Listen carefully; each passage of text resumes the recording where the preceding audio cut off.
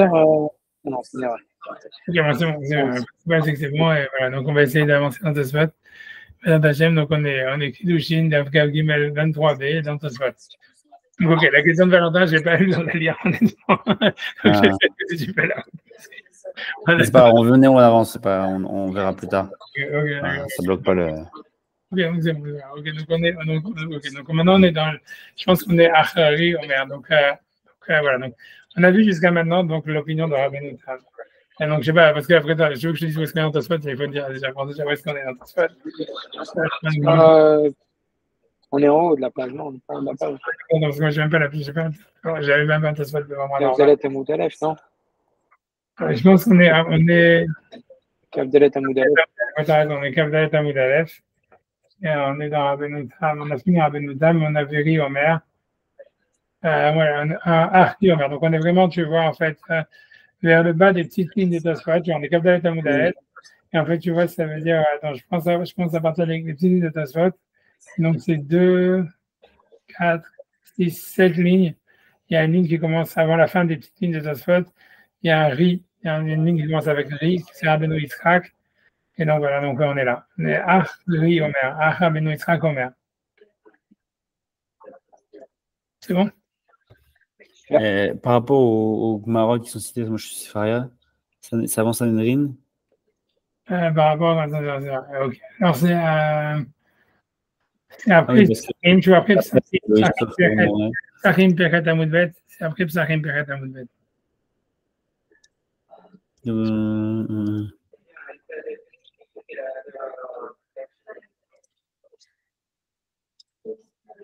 Et après Sanhedrin, à Inalef.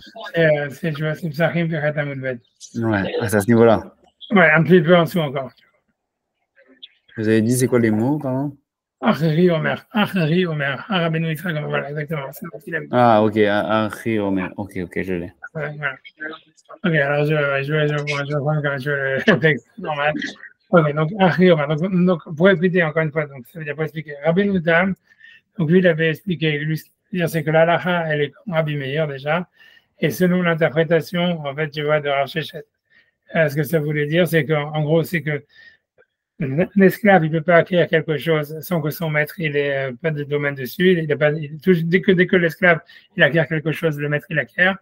Même si jamais il y a une condition explicite, même si on dit, je te donne ce cadeau à condition que le maître, il n'a pas accès à ça, malgré tout, le maître, il a accès à ça. Mais si jamais, en fait, il a donné une destination spécifique pour l'argent, en disant, je donne cet argent uniquement pour que tu sois libéré avec, ça marche. Et ça serait l'opinion de Rabbi Meir, selon Rav Shechet. La raison pour laquelle, en fait, la halakha serait comme Rabbi Meir selon Rav Shechet, c'est parce qu'en fait, voilà, on voit la Gemara dans les Darim, etc., qui avait dit que c'était ça l'opinion de Rav pour dire déjà, tu vois, un truc comme ça. Voilà, donc, pour dire que c'était ça l'opinion de Rav. Donc, c'est en tout cas ça ce que Tosfot il avait dit. Maintenant, donc maintenant, la raya principale. Donc, je vais simplement revenir sur les deux preuves que Tosfot il avait ramenées à ça. C'est la Gemara dans Nedarim et une Gemara dans Sanhedrin. Les deux, en fait, ils ne parlent pas de l'esclave, ils parlent de la femme. C'est le point principal sur lequel les preuves elles vont être réfutées. C'est quoi les deux preuves qu'il y a là-bas? C'est une preuve, donc c'était la Mishnah qui disait que si quelqu'un, justement, un beau-père, il avait fait le vœu de pas que son gendre, il en tire pas profit de lui. Donc, si un beau-père, il avait fait, mais il veut donner de l'argent à sa fille.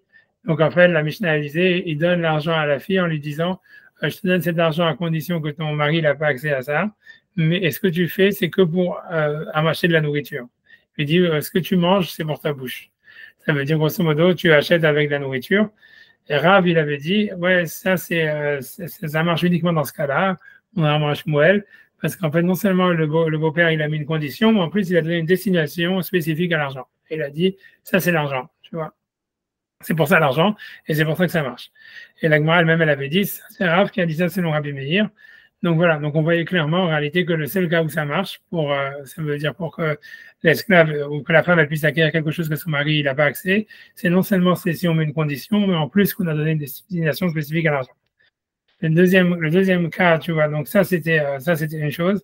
La deuxième preuve que lui il avait apportée, cette fois-ci, c'est pas comme Rabbi Meir, mais c'est que dans le cas de Ben Sorer ou Moré, le fils Rebel, le fils Gobel, En fait, pour qu'il soit chayav, il faut qu'il vole de l'argent à ses deux parents. Et la Gemara a demandé, mais comment est-ce qu'il peut voler de l'argent à sa mère? Voilà tout ce que la mère a, ça appartient au mari. Et la Gemara, elle avait dit, en fait, la seule cas, c'est que quelqu'un a donné de l'argent à la mère en disant, à condition que ton mari n'a pas accès à cet argent. Et la Gemara, elle avait dit, et donc ça peut pas être, on peut pas interpréter et qu'on a donné l'argent à une destination spécifique. Parce que si c'était le cas, on aurait, parce que voilà, la femme, elle acquiert l'objet ou la chose qu'une fois qu'elle a destiné l'argent. Donc, ça ne peut pas être ça ce qu'il a volé, puisqu'il n'a pas volé du cash. Et on parle d'un cas où il a volé du cash, donc il vole du cash. Donc, la Gemara dit, non, en fait, c'est simplement ça. C'est qu'en fait, ça suit a priori l'opinion de Chachamim, qui disent, tu vois, selon un Chéchet, c'est-à-dire que le type a donné de l'argent à la femme à condition que le mari n'a pas accès à cet argent. Et c'est tout. Et ça suffit pour que la femme ait de l'argent à elle. Et donc, c'est l'opinion de Rabbi Meir, de Rabbanan, selon Rav Shechet. C'est l'opinion de Rabbanan, selon Rav Shechet. Et Tosfot, il avait dit, mais par contre, selon la deuxième opinion qu'on a chez nous dans la Gemara de Rabbi Eliezer, qui dit que Rabbanan, ils disent que ça marche uniquement si on a destiné l'argent. Donc, cette Mishnah qui dit qu'il faut qu'il vole de ses deux parents, elle va comme personne. Et donc, à cause de ça, c'était ça les deux preuves qu'il avait dit. Donc, en tous les cas, que la halakha est comme Rav Shechet, et qu'en plus, la halakha est comme Rabbi Meir, selon Rav Shechet. D'accord? Ok. C'est bien, j'espère. Non, maintenant, sur ça, c'est surprenant qu'il ait besoin d'une deuxième preuve, parce que c'est une deuxième preuve qui est moins forte. Ouais, t'as raison. Ok, j'entends, tu vois, j'entends. Ok, moins forte et que, ouais, t'as raison. Ok, mais en tout cas, c'est ce qu'il a dit. Je suis d'accord. Ok. Ok. C'est toujours mon whisky que j'ai pas réussi à boire depuis tout à l'heure. Ouais, je sais pas quand même, je sais pas si je vais refaire un chez alcool maintenant. Ouais, je vais pas refaire un chez alcool, mais il faut que je vais de l'eau avant. Bon, allez, je vais un chez alcool. Ouais, je vais juste faire chez alcool. Voilà, chez alcool. Amen. Voilà, bon, en fait, ça me dépense. Donc, on y va. Ok, donc il dit, on va voir avec Scoutry que ça marche. Parce que je me dis, comment je vais faire ce gire. Ok, donc on y va. Donc, ok, Archi Omer. Donc, cependant, lui, il pense. Donc, Rabbeinu Yitzhak, qui est un autre Balatazot, je pense que c'était le beau-frère de Rabbeinu Tam. Lui, il pense d'En Raya Lomar, qu'il n'y a pas de preuve de dire, la Hakar Shechet, que la Hakar Shechet, Naïd de Nedarim, de ce qu'on apprend de Nedarim, du Père Ben Soria et du Père Ben Soria. Pourquoi? Nehatam Mituk Mashabir Aflou le Rabbi Elazar. Ça veut dire, parce que ces Gemorot, on peut les interpréter, même selon Rabbi Elazar, qui a interprété la marloquette quand on a destiné l'argent, et que selon Rabbanan, il n'y a que dans ce cas-là où ça marche. Pourquoi? C'est-à-dire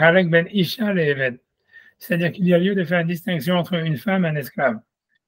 On m'a nous les mémoires, à Filou les Rabbi Elazar, et on peut dire que même selon Rabbi Elazar, d'Amar le Rabbi Meir, qui a dit que selon Rabbi Meir, Afilou Amarlo Almenat Chetetse la Cherout, que même s'il lui a dit, je te donne cet argent à condition que tu sois libéré, malgré tout ça, selon Rabbi Meir, Kanarabo, malgré tout ça ne marche pas, il ne peut pas se libérer, il faut que la tierce personne elle donne directement l'argent au maître. Malgré tout, pourquoi tout ça ne serait pas une opposition avec ces deux Gemarot? Parce que Yachol Leyot, c'est différent, c'est possible des Beisha Lokanabal, que dans le cas de la femme, le mari, il n'acquiert pas ce cadeau s'il y a une destination ou même s'il n'y a qu'une condition. Charé Enam Shavim, parce qu'on voit que le statut, malgré ce que l'Agmara semble dire chez nous, que le statut de la femme et de l'esclave est le même, on voit que c'est différent. Pourquoi? Shen Yad Isha Kiyad Ba'ala, c'est parce qu'on ne peut pas comparer, donc il continue à expliquer, qu'on ne peut pas comparer la possession d'une femme comme la possession du mari, comme chez Yad Ha'eved Kiyad Rabo, comme la possession de l'esclave et comme la possession de son maître. Et la preuve, c'est comme je vous ai dit, la preuve, c'est que si jamais Imnatan, je répète, si jamais le mari il a donné un cadeau à sa femme, Kanta les Gamre, ça veut dire elle acquiert le cadeau. D'accord? Et même le mari, il n'a même pas l'usufruit sur ce cadeau qu'il a donné à sa femme. Comme c'est marqué dans Batran Raskatabatim. On dit ville ou Nathan mais si jamais un maître qui donne un cadeau à son esclave, l'okana evet klal. Donc l'esclave, il n'a pas d'acquisition du tout. Tu vois, donc ça, c'est ce qu'il veut dire. Donc il dit, on voit qu'en fait, il y a une différence entre c'est-à-dire bien que l'agma, et tout ça, c'est contre ce que l'agma a assumé chez nous d'une manière gratuite. C'est ça le problème. Ça veut dire que l'agma chez nous, quand on lit l'agma, elle avait assumé que le statut de l'esclave et le statut de la femme, c'est exactement le même. Et qu'en fait, si jamais le mari, il acquiert, de la même manière que le maître, il acquiert ce qui est à l'esclave, le mari, il acquiert aussi, tu vois, ce qui est Ça veut dire ce qui est, là, le mari, il acquiert ce qu'il y a à la femme. Donc, je dis, on voit qu'il y a un cas, on voit clairement que c'est pas vrai. C'est si jamais quelqu'un il donne un cadeau à sa femme, que le cadeau, la femme elle acquiert le cadeau et lui il est complètement exclu du cadeau qu'il a donné à sa femme. Alors que si jamais quelqu'un il donne un cadeau à son esclave, on dit que l'esclave, lui, il n'a rien acquis du tout et qu'il n'est pas libéré. Tu vois, sinon il suffirait d'acquérir, de donner le cadeau, l'esclave en cadeau à lui-même et ça serait bon, tu vois. Mais donc ça veut dire qu'on voit que on voit qu'il y a une distinction. Et bien que l'Agma semble ne pas l'avoir faite, il semble qu'il y en a une. Ensuite, Rabbeinu Yitzhak qui va continuer, il va encore, il va simplement donner encore une deuxième preuve. Il dit Ve'od teda, et sache encore, chez Nam Shavim, qui ne sont pas équivalents, Shari Imnatnu Achirim Matana Le'eved Stama. Donc on dit si jamais quelqu'un a donné un cadeau à un esclave sans rien dire. Zachar Arav, donc on dit que le maître, il acquiert Ben Bagouf Ben Beperot. Donc il acquiert le cadeau et non seulement le cadeau lui-même, et même l'usufruit qu'il pourrait avoir du cadeau. Den kinyan l'Eved Beloravo, puisque l'esclave ne peut pas acquérir quelque chose sans que son maître l'acquiert automatiquement. Nous, Shen kinyan l'Eved Klal, donc ça veut dire que l'Eved n'a aucune manière d'acquérir quoi que ce soit. Yesh la Rav Gouf ou Perot, et le maître, donc il a et le corps, c'est-à-dire donc quand il y a un cadeau qui arrive chez l'esclave, il reçoit et l'objet lui-même, et l'usufruit qu'on pourrait avoir de l'objet, si jamais on le vend, etc.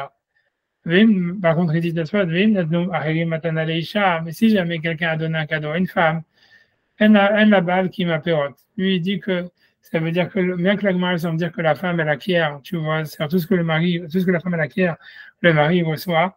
Lui, de soi, Rabbeinu Yitzhak, lui, il pense qu'en fait, et là, je ne sais pas s'il a des preuves sur ça, mais il dit que c'est ce qu'il reçoit, c'est que l'usufruit du cadeau, mais pas le cadeau lui-même. Mais donc, elle peut pas, c'est-à-dire si quelqu'un donne de l'argent à une femme, la femme elle peut pas acheter avec un sac Louis Vuitton parce qu'il n'y a pas d'usufruit. Donc le mari peut obliger la femme à acheter des appartements ou un champ qui va donner des fruits et que lui va avoir les fruits. Mais n'empêche que, tu vois, le keren, ça veut dire le capital, il va rester dans le domaine de la femme. Et si, par exemple, Abishalom est divorce ou si jamais whatever, tu vois, si quelque chose arrive, tu vois, en fait, la femme, elle récupère le capital. Donc, il dit, c'est pas la même chose, tu vois. Mais non, est-ce que tu vois, il y a une preuve sur ce qu'il dit? Je sais pas, tu vois. Il ramène pas, il semble le dire comme ça, c'est une affirmation. Je sais pas, tu vois, on va peut-être lui apporter une preuve après, je sais pas. Donc, il dit, avant le gouffre chez la parce que ce que l'Agma dit, c'est nous qu'une femme ne peut pas acquérir sans que son mari l'acquiert. Et nous, Shabal Ochel Perot, ça veut dire simplement que le mari, il a l'usufruit. La gouffre, l'Aïcha. Mais le corps, le capital, il reste chez la femme. Puis la carte ben karka, et il faut simplement acheter avec un terrain. Le Ochel Perot, et lui, il peut avoir l'usufruit. Parce que tu vois, il n'a pas de preuve, tu vois, de ça. Donc il dit, on voit dans un objet trouvé, par exemple, c'est le mari qui a tout. Parce que bien que quand un objet trouvé, par contre, qu'une femme elle trouve, c'est le mari, il a tout l'objet trouvé et il garde tout. Il dit, il n'y a pas lieu de faire ressembler un cadeau que quelqu'un lui aurait donné à la femme, même sans condition, avec une condition a fortiori, ça veut dire à un objet trouvé. Ok, tout ça, donc, il va apporter une preuve du Yerushalmi. Tu vas dire, mashma Yerushalmi de Ktuvot. Et ainsi, il semble dans les Yerushalmi de Ktuvot. Mais si à Daïcha, on parle là-bas d'un objet trouvé par une femme, des Kamar Hatam, où la Gemara elle dit, Bnema Messi à Daïcha les Bala. Pourquoi est-ce qu'on a dit qu'un objet trouvé à une femme, ça appartient au mari? Shema Tignov Zeuvim, c'est de peur qu'elle lui vole son argent. Thomas Messi à Matsadi. Et qu'elle dise, en fait, c'est un objet trouvé que j'ai trouvé. J'ai gagné au loto. Donc, pour pas qu'elle puisse dire, voilà, j'ai gagné au loto, donc on dit, voilà, si tu gagnes au loto, c'est l'argent, c'est ton mari qui gagne. Après ça, donc, elle m'a dit, au Paris, Haga Atzmecha, et ça veut dire, le Yerushalmi demande, mais si c'est comme ça, Matana, ça veut dire, donc, de la question du Yerushalmi, ça veut dire, a priori, le Yerushalmi, il a compris, comme d'une manière claire, que, voilà, un cadeau, la femme, elle peut dire, voilà, il m'a donné un cadeau, l'argent, elle vient du cadeau, c'est pas que je t'ai volé, c'est qu'on m'a donné un cadeau. Donc la Gemara pose, c'est comme ça qu'elle dit ça. Elle dit ça veut dire aussi, on devrait dire que dans un cadeau, enfin, l'argent, il lui revient au mari entièrement, puisque sinon elle va dire, elle va voler de l'argent à son mari, elle va dire, quelqu'un m'a donné un cadeau. Elle dit, schéma Tignov et Thomas Natnou Libe Matana, de peur qu'elle va dire, voilà, on devrait dire que tous les cadeaux que la femme reçoit, ils appartiennent au mari, parce que sinon elle va lui voler de l'argent, elle va dire, mais c'est un cadeau qu'on m'a donné. Mouchane Matana Yeshlakol. Ça veut dire Matana, un cadeau, Yesh Lakol, ça veut dire on sait d'où elle vient. Et c'est comme avec la blockchain. On peut vérifier, tu vois, la traçabilité de l'argent. Donc, ça veut dire que le mari, il peut dire, voilà, si c'est un cadeau, alors montre-moi le reçu du cadeau, quoi. Qui c'est qui t'a donné, etc., etc. C'est pas comme si c'était du cadeau. Donc, ça veut dire, donc c'est pour ça. Donc voilà. Donc on voit clairement du Yerushalmi, tu vois, c'est ce qui va dire qu'en fait, le Yerushalmi il assume d'une manière claire que si une femme elle reçoit un cadeau, le mari n'a que l'usufruit, il n'a pas l'objet lui-même, parce que sinon la question de la Gemara, elle fait pas sens. La Gemara elle ne veut pas dire, on a essayé, qu'est-ce qui va se passer dans un cadeau? Dans un cadeau, c'est la même halakha qu'un objet trouvé. Le mari récupère tout. Donc on voit du Yerushalmi, quand le mari récupère tout, il récupère pas tout, il récupère que l'usufruit. Ok, quel Omar? Donc, ok. Ok, donc, le Goshen, donc, Sam, si tu veux, voilà, c'est simplement, il continue la preuve, donc, je vais que traduire du bébé matana. Et si dans un cadeau, les Baal, l'objet lui-même, il appartient au mari, qu'est-ce qu'elle gagnerait, l'Omar, l'Itna, bébé matana, qu'on me l'a donné en cadeau, puisque de toutes les manières, ça revient au mari. Et la Shema Mina, simplement, on peut déduire du Yerushalmi, donc tout vote, les matana, chez Natnou, la Hachamim, que les cadeaux, donc que les sages, ils ont donné un pouvoir au mari, un labal et la pérote, le mari, il a que l'usufruit, la gouffe, la isha, mais le corps de l'objet lui-même, il revient à la femme, velou be'eved, mais en ce qui concerne l'esclave, im natan lo achad matana, si quelqu'un lui a donné un cadeau, kana adon pérote ve'agouf, donc le maître, il a acquis et les fruits et le corps, et le corps de l'objet. Ok. Donc maintenant, 2 secondes, on va se dire jusqu'à maintenant. Donc voilà, ça se termine l'opinion de Ri. Donc maintenant, ça veut dire, donc on va essayer de résumer, de reprendre qu'est-ce que ça veut dire. Rabbeinu Yitzhak, ça veut dire, lui, il fait une distinction, contrairement à la lecture première de la Gemara, entre le statut de la femme et le statut d'esclave. Lui, il dit simplement, la seule preuve, on va dire, que vraiment qui est réfutable dans ce qu'il dit, c'est qu'on voit que un mari peut donner des cadeaux à sa femme. Sur ça, il y a plein de preuves. Ça veut dire, on voit, par exemple, si jamais quelqu'un il achète des chaussures ou j'en sais rien, quand il partage, tu vois, au moment où si jamais le mari meurt avec les enfants, ça fait pas partie de l'héritage, etc. Si tu veux qu'un mari peut donner des cadeaux à sa femme et que la femme elle acquiert ça, il y a des preuves, tu vois, partout. Donc c'est pour ça que de toute façon, il n'a pas ramené elle va ramener de preuves. Mais ça veut dire donc, on dit, voilà, un homme il peut donner un cadeau à sa femme, un homme il peut pas donner un cadeau à son esclave. Ça, c'est la première constatation que lui fait. Après ça, tu vois, il dit une deuxième chose, que en fait, pas tout le monde est d'accord avec ce qu'il dit, mais lui, il se base sur le Yerushalmi pour dire ça. C'est ça son idée, c'est que même quand quelqu'un donne un cadeau à une femme, tout ce que la Gemara dit chez nous que le mari reçoit le cadeau, c'est uniquement qu'il reçoit l'usufruit, c'est pas vraiment en fait qu'il reçoit vraiment le cadeau lui-même. C'est ça l'idée. Ok, donc Rabbeinu Tam, ils semblent discuter sur ce point-là, et a priori, les autres Rishonim, ils discutent sur ça, ils pensent que non, que le cadeau revient vraiment au mari. Maintenant, revenons à l'histoire. Alors, comment ça marche avec notre histoire là? Ça veut dire, donc lui veut dire comme ça, a priori, donc, lui veut dire comme ça. Encore une fois, la première preuve de Rabbeinu Tam, c'est de lui dire, voilà, il y a le cas de celui qui est le beau-père qui a fait le vœu que son gendre, il ne profite pas de lui. Comment il donne de l'argent à sa fille? Il lui dit, je te donne l'argent à condition que ton mari n'a pas accès à cet argent. Et en plus, il lui donne une destination à l'argent. Et de fois, il avait voulu apporter une preuve en disant, oui, si ça suivait l'opinion de Rabbi et Agmara dit, ça c'est l'opinion de Rabbi Meir. Rabbi dit, ça c'est comme l'opinion de Rabbi Meir. Donc, de fois, il dit, voilà, c'est comme Rav Shechet selon Rabbi Meir, parce que selon Rabbi Elazar, dans ce cas-là, selon Rabbi Meir, ça ne marcherait pas, puisque lui, il pense que même si jamais on a donné une destination à l'argent pour qu'il soit libéré, est-ce que lui, il n'est pas libéré? Et donc, sur ça, évidemment, sur ça, Rabbeinu Yitzhak, il peut dire, non, en fait, la Gemara peut très bien dire que c'est comme Rabbi Meir, mais ça peut même suivre l'opinion, en fait, de Rabbi Elazar, qui dit qu'en fait, que quand est-ce qu'un esclave, il peut acquérir quelque chose selon Rachamim, c'est uniquement quand on donne une destination, et que selon en fait, selon Rabbi Meir, même quand on donne une destination, ça ne marche pas. Mais ici, comme c'est une femme, c'est différent. Ça veut dire comme le mari, de toutes les manières, il a que l'usufruit, ou comme le mari, voilà. Donc ça veut dire, ça ferait que même Rabbi Meir, il est là, ou bien parce qu'on voit que la femme, elle peut acquérir un cadeau du mari, donc ça veut dire qu'elle a un certain kinyan sur les choses.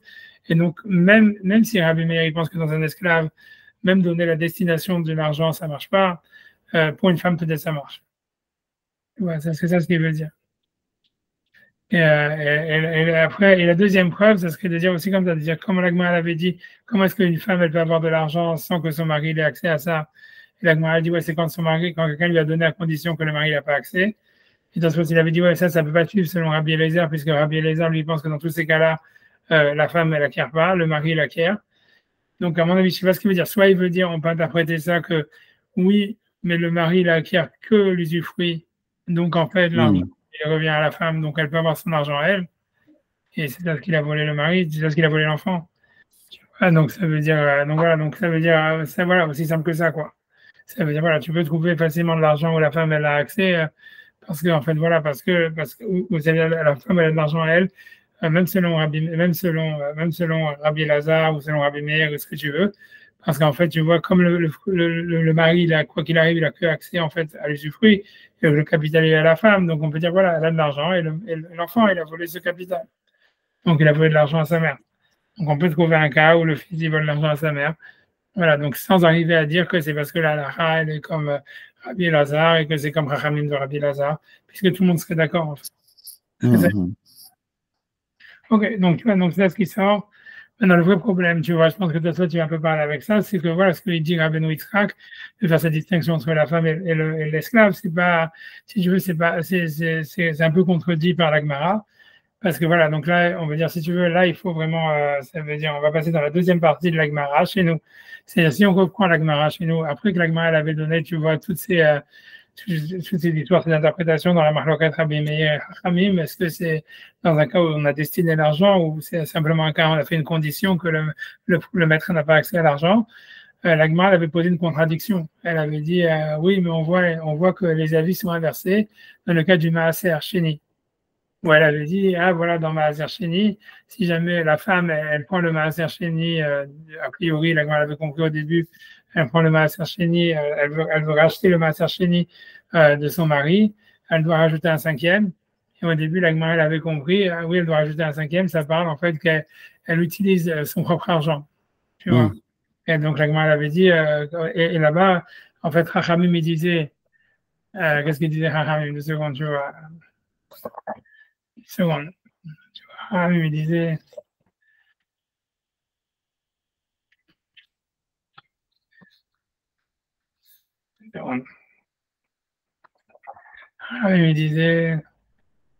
Chachamim, il disait qu'en fait, il fallait rajouter un cinquième. Donc, en fait, c'est comme si c'était l'argent, il appartenait au mari.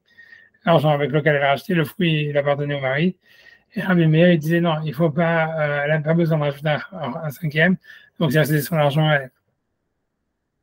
D'accord, ça et la Gemara, elle avait posé ça comme une contradiction. Alors, ça veut dire, a priori, selon Ri, tu peux te dire que c'est quoi la question? Ça veut dire, tu peux dire, voilà, ça veut dire, a priori, c'est pas une contradiction à 100%, parce que tu peux dire, voilà, dans le Rabbi Meir, il est d'accord que dans une femme, en fait, elle a son propre argent, puisque le mari, il a que le usufruit. Et donc, c'est pour ça que c'est son argent à elle qui ne doit pas rajouter un cinquième, tu vois. Ok. Je croyais que Tosfot déjà allait poser la question, mais je me rappelle maintenant que Tosfot ne pose pas la question. Je vous ai dit cette question. Tu vois, ça veut dire, ok, on va voir. C'est lequel ça veut dire, ok, c'est une question, mais ça veut dire, grosso modo, je me rappelle ce que les commentateurs ont dit, c'est qu'en fait, la question, elle se pose, ok, selon Rabbi Meir, il n'y a pas de contradiction, mais selon Rabbanan, il y a une contradiction. Puisque Rabbanan, ils disent que c'est pas la peine qu'elle rajoute un cinquième. Donc, ça veut dire que Rabbanan, il pense, en fait, Rabbanan, il pense qu'il faut rajouter un cinquième. Donc, oui, il pense que c'est l'argent du mari. Alors qu'en général, ils ont dit qu'une femme, un esclave, il peut se libérer avec l'argent si on met une condition. Donc, la contradiction, selon Ri, en fait, elle est que sur Rabbanan, elle n'est pas sur Rabbi Meir. Bien que la Gemara, en fait, quand elle pose la question, elle dit il y a une contradiction entre Rabbanan et entre Rabbi Meir et Rabbi Meir. Voilà, c'est tout, c'est une remarque, tu vois. Ça marche. C'est-à-dire que selon Rabbeinu Yitzhak, je pensais que Tosfot il allait dire, peut-être que Tosfot il dit pas, je ne me rappelle plus. Je crois pas, j'avais pas dû introduire ça. Mais je pense que c'est rien pour vous dire ça. Ça veut dire, a priori, ça veut dire, en tout cas, selon Rabbeinu Yitzhak, quand la Gemara pose la contradiction, c'est-à-dire qu'il fait une distinction entre la femme et l'esclave en disant que la femme, elle a plus de kinyan que l'esclave. Donc, quand la Gemara dit, il y a une contradiction dans Rabbi Meir, puisque Rabbi Meir, il dit qu'un esclave, il peut pas se libérer lui-même. Et d'un autre côté, il dit que quand une femme, elle rachète le Maaser Sheni, elle ne doit pas rajouter un cinquième. Donc, ça veut dire que c'est l'argent de quelqu'un d'autre, donc c'est son argent à elle. Elle aurait pu dire non, une femme, c'est différent d'un esclave. Tu vois. Il n'y a pas de contradiction. La contradiction, elle se pose que dans le sens inverse. C'est comme Rabbanan, eux, ils ont dit un esclave, il peut se libérer avec son argent qu'on lui donne à condition, etc. Donc, ça veut dire que l'esclave, il peut avoir un mode d'acquisition où l'argent lui appartient. Comment ça se fait que quand une femme, elle rachète le massachini de son mari, elle doit rajouter un cinquième? C'est que dans ce sens-là que la contradiction, elle se pose. Alors que tu vois que, selon Rabbeinu Tam, la contradiction, elle est dans les deux sens. Et dans la Gemara, il est marqué clairement, on demande la contradiction dans les deux sens. On dit, Kacha de Rabbi Meir, de Rabbi Meir, Kacha de Rabbi Yehuda, de Rabbi Yehuda. Donc, la contradiction, elle est dans les deux sens. C'est une remarque, tu vois, c'est pour dire que c'est pour ça que l'opinion de Rabbeinu Yitzhak, elle est ramenée après, parce que ça ne suit pas, en fait, si tu veux, la littéralité de la Gemara, quoi. Ridouche, tu vois, il faut faire un dohak dans les mots de la Gemara. J'espère que c'est clair, sinon c'est méga Ok, donc la Gemara, elle continue. Ok, donc on y va. Donc tout ça, maintenant, il va poser une question selon Rabbeinu Tam. Ok, on y va. Donc, c'est ce que vous avez dit tout au début du Tosfot. Encore une fois, quelque chose que j'aurais pas dû faire, mais bon, je l'ai fait quand même. Sur la Mishnah, non. Non, c'est vrai, sur la Mishnah, exactement. Donc, je lis d'abord, Tosfot, je ne fais pas d'introduction, je ne referai pas cette une deuxième fois, et donc, je fais que lire Tosfot. Donc, Vim Tomar, donc, ça, tu vas demander, Vim Tomar, les plus Rabbeinu Tam, selon Rabbeinu Tam.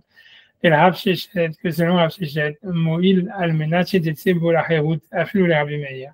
Donc, selon Rabbi Meir, selon Rav Shechet, si jamais on a donné une destination à l'argent spécifique, ça marche même selon Rabbi Meir. Donc, si on aurait donné de l'argent à un esclave à condition qu'il soit libéré avec, ça marche même selon Rabbi Meir. Et la seule raison pourquoi il discute sur Hachamim, c'est parce que ici, on parle d'un cas où il a donné l'argent à condition que le maître n'a pas accès à cet argent sans donner une destination à l'argent. Mais si on donne une destination à l'argent, Rabbi Meir est d'accord que l'esclave, il va acquérir l'argent. Donc, il dit, Imken, si c'est ainsi, Amaïkam, Rabbi Meir, pourquoi est-ce qu'il a dit Rabbi Meir, le matnitin dans la Mishnah, que l'eau, tu vois, ça veut dire qu'un esclave ne peut jamais se racheter avec son argent, avec l'argent qui lui appartient. C'est pas vrai. Ça veut dire on pourrait trouver un cas où un esclave il se libère avec son propre argent. Comment? D'Omer, quand on a donné l'argent à l'esclave, Almenat, chez Tetsebola Herout, quand quelqu'un lui aurait donné cet argent en cadeau à l'esclave, en lui disant je te donne cet argent à condition uniquement que tu sois libéré avec. Donc il a donné une destination à l'argent. Et sur ça, Rabbeinu Tam, il avait dit que même selon Rabbi Meir, ça marche. Donc voilà, donc c'est une question de la Mishnah. Ça veut dire du fait que, donc c'était la question que vous avez dit tout au début, c'est-à-dire que quand Rav Shechet, ça veut dire il interprète la discussion en disant voilà, Rav Shechet, Rabbanan, il pense que un esclave, il peut être libéré avec l'argent de quelqu'un d'autre quand on a donné à condition que le maître n'a pas accès. Et Rabbi Meir, il pense que dans cette condition, elle ne fonctionne pas. Et même dans ce cas-là, l'esclave, il ne peut pas être libéré avec cet argent. C'est qu'une tierce personne qui doit le libérer. Du fait que Rabbi Meir, dans la Mishnah, il dit ça, il exprime son opinion en disant le seul cas où un esclave peut être libéré par de l'argent, c'est si quelqu'un d'autre paye pour lui. Donc, ça veut dire que lui pense que c'est vraiment le seul cas où ça marche.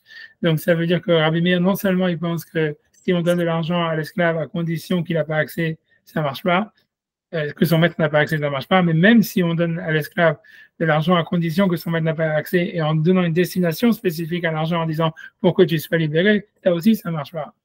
Parce que sinon Rabbi Meir, il avait qu'à dire ça, il avait qu'à dire un esclave il peut être libéré par l'argent à condition que quelqu'un lui donne, à condition qu'il soit libéré avec cet argent. Tu vois, Rabbi Meir, il n'a pas dit ça. Rabbi Meir, il a dit un esclave il peut être libéré par de l'argent que si quelqu'un d'autre paye l'argent pour lui. Et donc, c'est d'autres cas. Donc, c'est une difficulté sur l'explication de Rabbeinu Tam. Ce que je l'avais dit depuis le début, on a l'impression, quand on lit la Mishnah, quand on lit la lecture spontanée de la Gemara, c'est que quand Rav Shechet il dit la discussion, elle est quand il y a une condition, je donne cet argent à condition que le maître n'a pas accès à ça, il veut dire surtout selon Hachamim, en disant selon Hachamim, c'est suffisant. Ça veut dire, c'est pas la peine de donner une destination à l'argent. Si quelqu'un il donne à un esclave l'argent à condition que son maître n'a pas accès, déjà, le maître n'a pas accès et l'esclave, il peut se racheter avec cet argent. Ça, c'est l'opinion de Rav Shechet. Kalvachomer, si on donne une destination à l'argent, selon Hachamim, ça marche.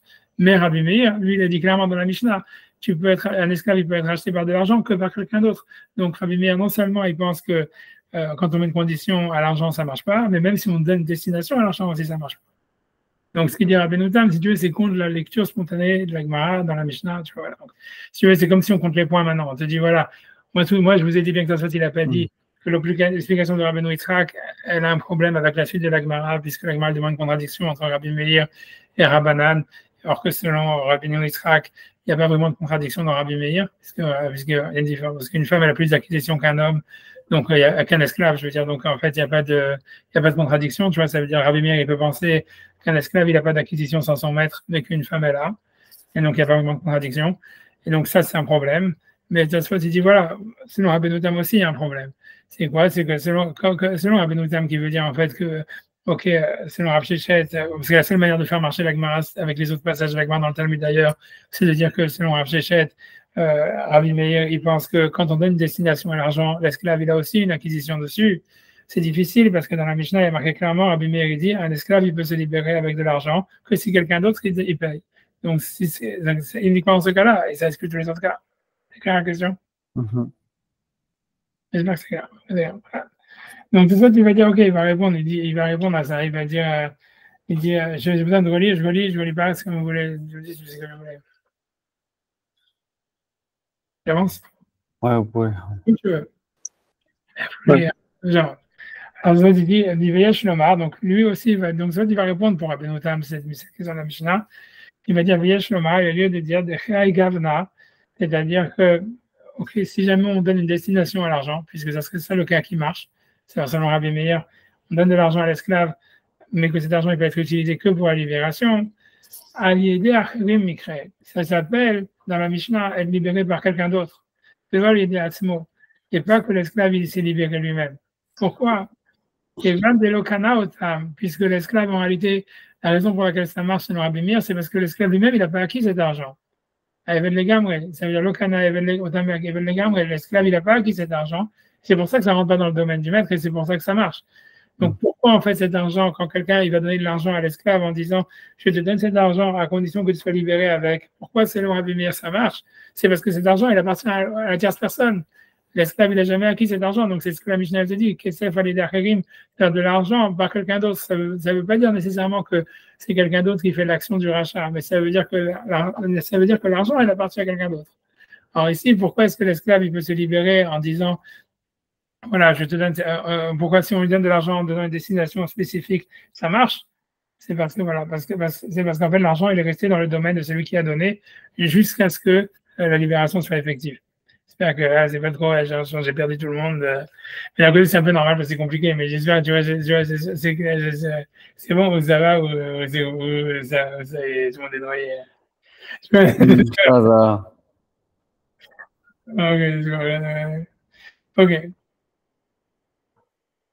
Ok, tu vois, ça veut dire, ouais, je vais simplement, je vais relire jusqu'à la fin de la phrase et je vais m'arrêter là parce que j'ai pas envie de noyer plus, tu vois.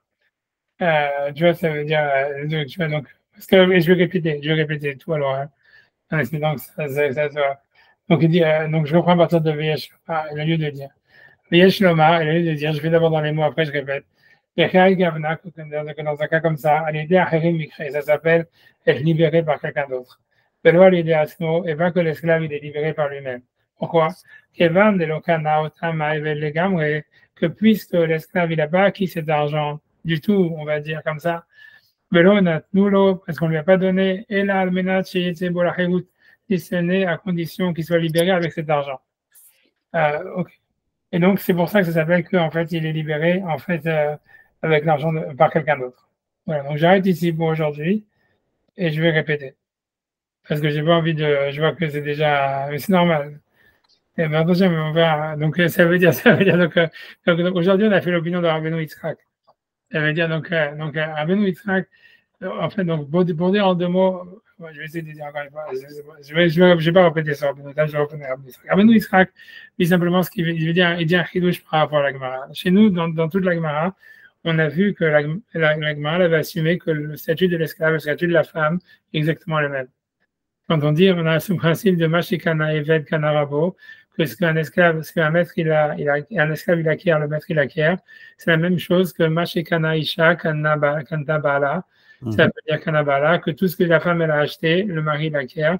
Et nous, dans notre tête, du fait que la Gemara a posé plein de contradictions, elle avait mis une équation entre les deux, elle a posé des questions dans la Gemara, des oppositions dans les avis sur ces points-là.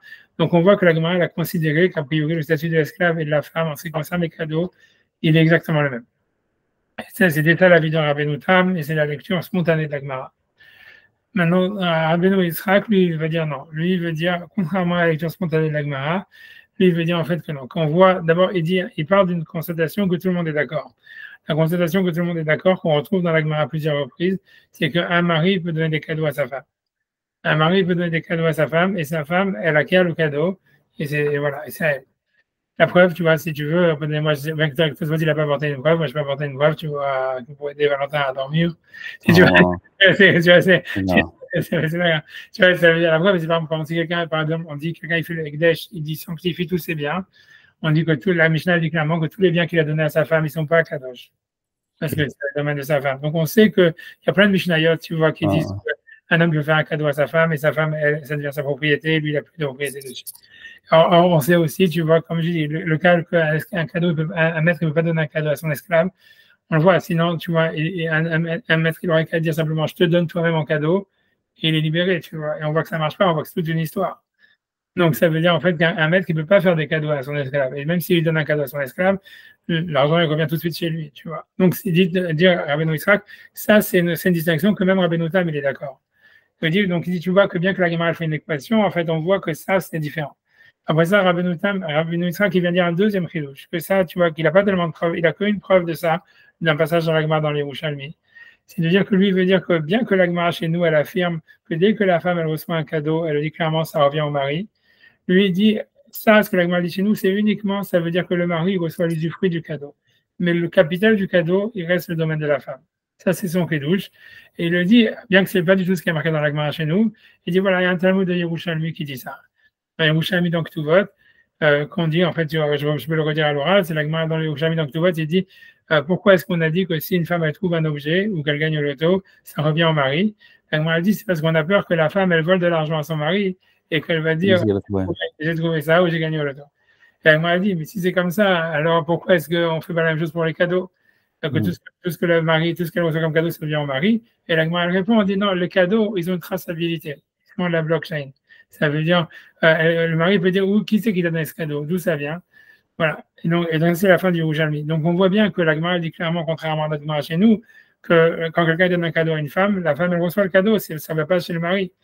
Alors, il dit, OK, donc, Rabbeinu Yitzhak qui dit à cause c'est Yerushalmi, dit que ce que la Gemara veut dire chez nous, quand on dit que le mari reçoit le cadeau qu'on donne à une femme, c'est que l'usufruit, ce n'est pas l'objet lui-même, ce n'est pas le capital lui-même.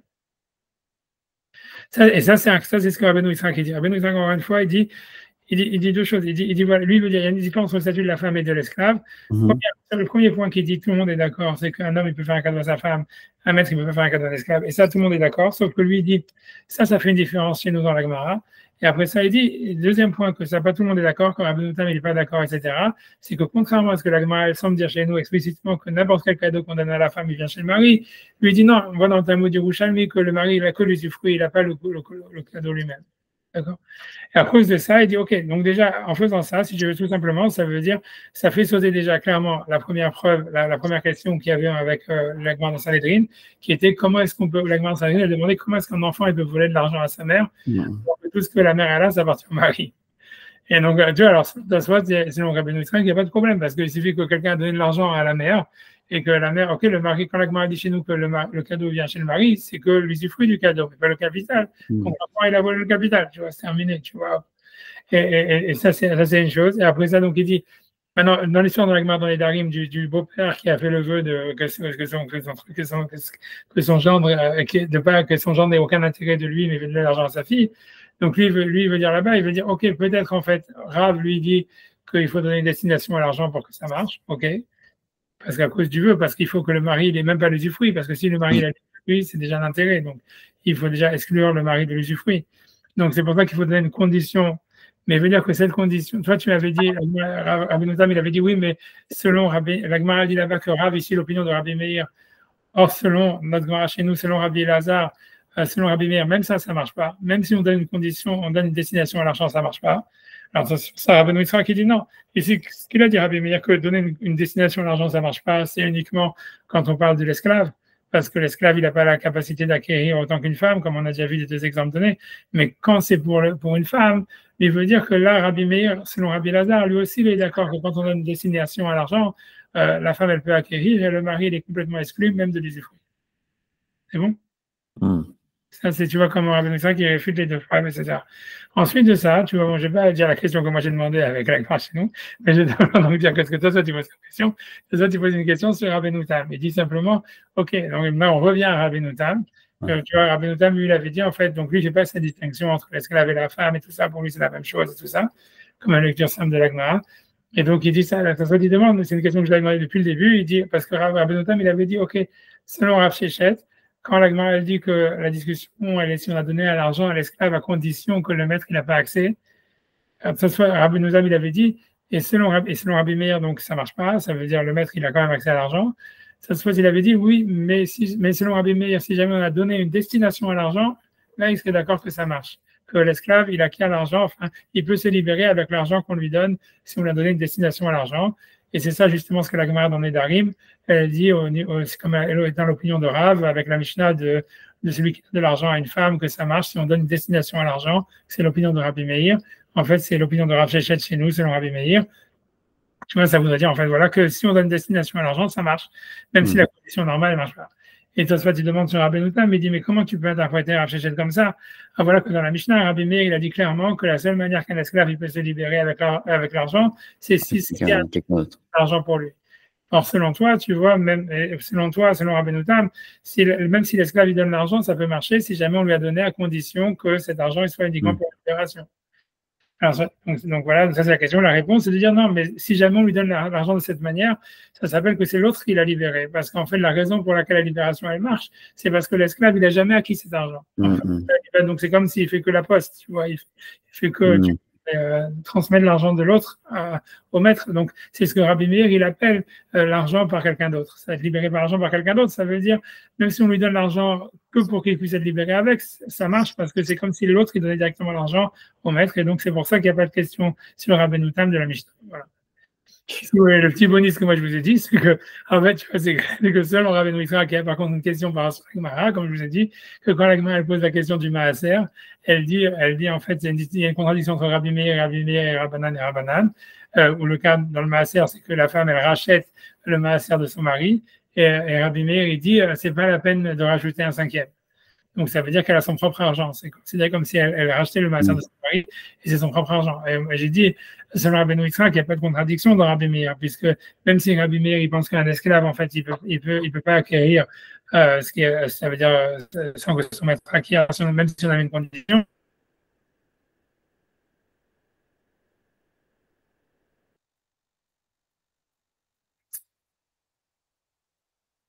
Après, selon Rabbeinu Yitzhak, que la contradiction, elle est que sur Rabbanan, elle n'est pas sur Rabbi Meir, bien que ce n'est pas le langage clair de la Gemara. Donc voilà.